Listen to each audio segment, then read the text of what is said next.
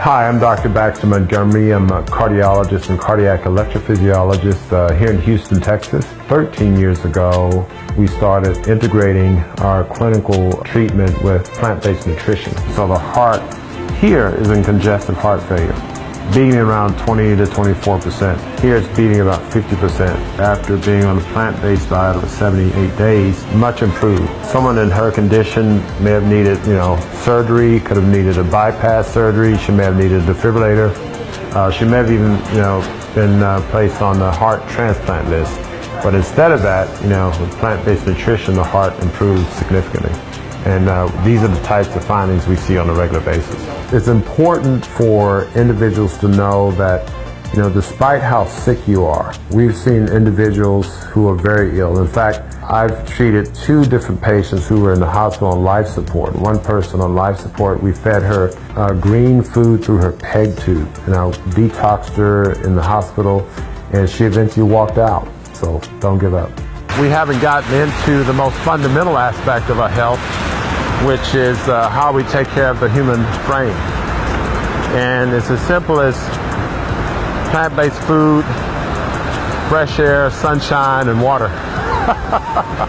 So there's a huge obsession with protein, and a lot of this has to do with the education of the nutrition and medical community, or perhaps miseducation, if you will, and protein is emphasized. The Western society, as with other societies, animal protein is a major component of what people eat. When I was growing up, you didn't have a meal if there's not, dead animal flesh on the table.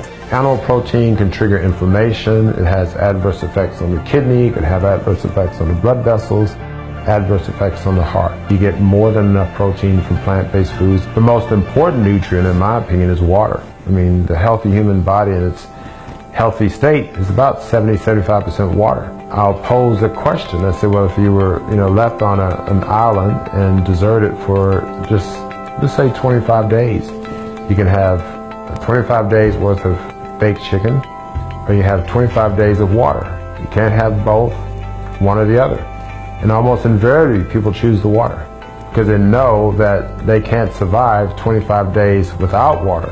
As much as we emphasize eating the proper food, which starts and ends with a plant-based diet, it's also important to get fresh air and sunshine on a regular basis. So at least a couple of hours.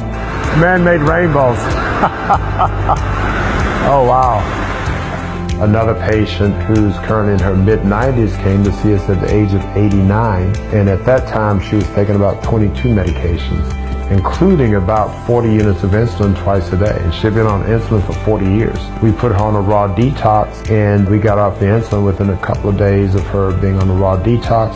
She's down to taking no medication the last I've seen, and she hardly has to come and see us as a patient. She's in her mid-90s now. I came into this arena as a traditional doctor, doing procedures and putting them on the optimal medications. However, when I made this discovery for my own health and then subsequently for my patients, I made a major change. As far as I know, we're the only facility in the United States that has an on-site plant-based restaurant that integrates it all in one. If I'm a physician who likes steaks and eggs, it would be very difficult for me to counsel and aggressively counsel a patient away from eating these foods. This is our commercial kitchen, our restaurant, and the medical facility of the future will have a designated restaurant kitchen that functions not only from a culinary standpoint, but also from a scientific standpoint. We see individuals in severe congestive heart failure, which is often thought of as a death sentence. But when they make fundamental changes in the way they eat, they go from a death sentence to a life sentence. And that's an important differential. I'm Patricia Wiggins, and this is my husband Carl. He's Dr. Montgomery's patient. In this 3-week time, he's eliminated about 40 pounds of fluid from his body, and his mental clarity is much better, and he's now walking without his cane. When we came in, he could barely walk with the cane, and he had to hold on to me or to the wall or something to steady himself. So what you can see here is a model of an artery, and there's several slices here. And when someone consumes a diet high in saturated fat, And saturated fat, by the way, is code word for animal protein fat. If you then start to look anywhere an artery has this amount of disease, you're compromising blood flow to that organ. And if a thin cord ruptures, that's what leads to a heart attack. And so this predisposed to heart disease. This is the type of lesion that would be considered for a stent placement or for bypass surgery. However, you can reverse this type of disease with optimal plant-based nutrition. It was that severe. He wanted to make food our medicine and not pharmaceuticals. The added bonus is the fact that he is an MD, he is a cardiologist, he does know that part of medicine, and he's not against it if it's needed.